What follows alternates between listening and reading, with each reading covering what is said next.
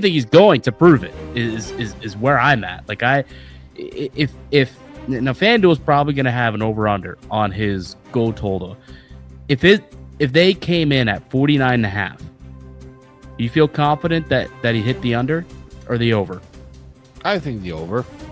So you think he rejoins the 50 goal club? I think so.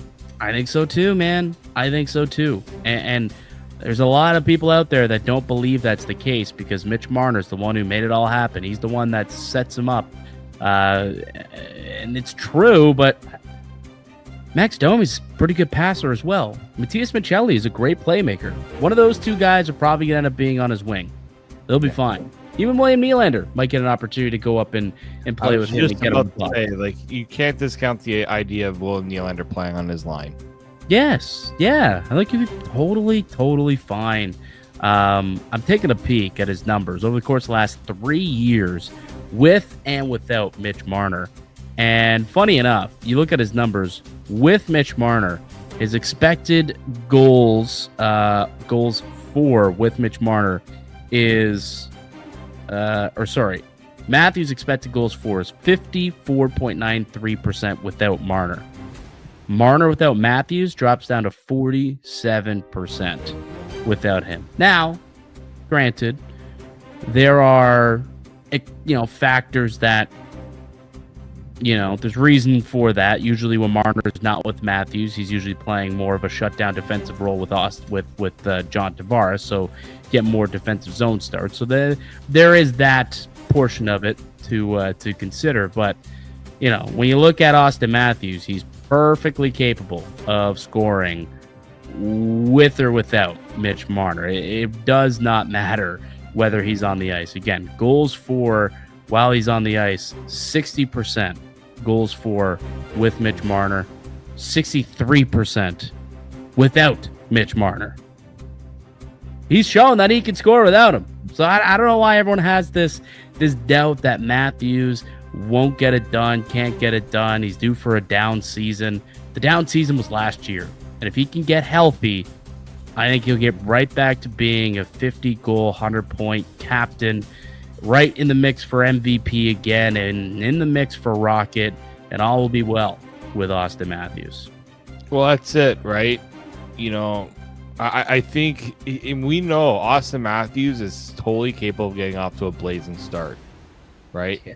Remember when he had 10 goals in 9 games? He was getting hat trick after hat trick after hat trick. 3 hat tricks in the first 10 games. It's crazy, right? This guy is totally capable of coming out of the gate hot.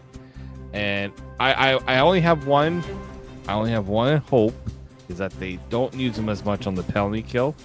Yeah, I'm hoping the addition of Nicolas Waugh, I should say, will help ease the need for him to play on the penalty kill as much. Because I think when you put him in those situations, it takes away from what he can do offensively. Because playing on the penalty kill is tiring. It's tough minutes you play. So leave the tougher minutes to the other guys. Let's let Austin Matthews focus on being a little more offensive minded. I'm not saying take him out of defensive situations, but remember why you're paying him a crap ton of money. Yeah, you don't need Austin Matthews killing penalties. And it's a big reason for why you went out and got the guys you got this offseason. Like you mentioned, Nicolas Waugh, right? They'll have Scott Lawton as a holdover from last year who can obviously kill some penalties. You've got Matthew Nyes who can kill penalties. Steven Lorentz was a great penalty killer a year ago. Dakota Joshua has killed penalties throughout his career. So you've got some players that you feel comfortable with in a penalty killing role, and you don't have to exhaust him in those scenarios. So yeah, I think that's another thing, right? You don't exhaust him there, and that means that, okay, now who's getting the first shift after a penalty kill? Austin Matthews. You're gonna throw him out there after a penalty kill, and hopefully he'll be able to dominate. With most likely what was the opposition had their best players on the ice for the power play. Well, now they got to take a seat for a minute and get a breather. That's when you send Austin Matthews out there. Maybe they can score a goal off of these penalty kills, which they weren't doing a whole lot of a season ago. So there's another reason to be excited about the makeup of the group. And that's really like they moved on from Mitch Marner, and they decided we're going to do it by committee. And it's those committee players that are going to have to step up. The Dakota Joshua's, the Nicola Waugh, right? Scott Lawton, Stephen Lorentz, Bobby McMahon can kill penalties. Nice. Maybe Yarn Croc could potentially kill some penalties for you, right? If David Camp is still on the team, he's probably going to kill penalties for you when he gets into the lineup. So there's a long list of forwards that should be out there ahead of Matthews when it comes to killing penalties for sure. But yeah, I think it is a prove it year. There's a lot of doubt that Matthews can still be an all-world player without a superstar winger next to him. But I think that he'll prove all those doubters wrong and deliver a big-time season, 50-plus goals, point per game. He'll be right in the mix again for the Hart, for the Rocket. I'm not worried about a down year coming for Auston Matthews. If he's healthy, he's going to deliver for the Buds, at least in the regular season. We'll see what the playoffs bring. I was going to say, we're just talking about regular season right now. Yeah. There'll be some proving to be done in the playoffs as always. Yeah, that's a prove it for everyone. Come the postseason, absolutely for everybody. All right, let's take a break. We'll come back. The Athletic Confidence Rankings, the results have been released, so we know where the fan base stacks up when it comes to the Maple Leafs and the confidence in the front office with Brad Treliving and company. We'll get to those results next here in the Locked On Leafs podcast.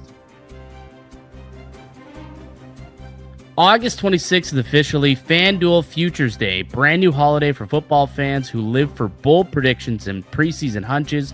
For just 24 hours, FanDuel is giving you deals on NFL season predictions. So whether you're calling your MVP, eyeing a long shot division winner, or ready to crown your Super Bowl champ before week one even kicks off, this is your moment. Feel good about the Bills, feel good about Josh Allen. Go place a Super Bowl and an MVP wager on both of those guys on August 26th. Visit the FanDuel app today. Start planning your futures bets now, because Futures Day is one day and one day only. FanDuel, play your game. Welcome back into the Locked On Leafs podcast. Mike DiStefano, Dave Morsuti with you as always. You can find the podcast free and available wherever you get your podcasts, and also up on YouTube if you're looking for the video version of the pod. So last week we had an episode where we went through we did the survey, the Athletics Confidence Survey, when it comes to your favorite team's front office, and we obviously did it for the Toronto Maple Leafs.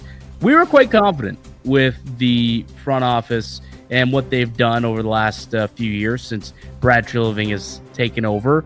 The rest of the fan base, not as confident. Quite surprised that they rank 24th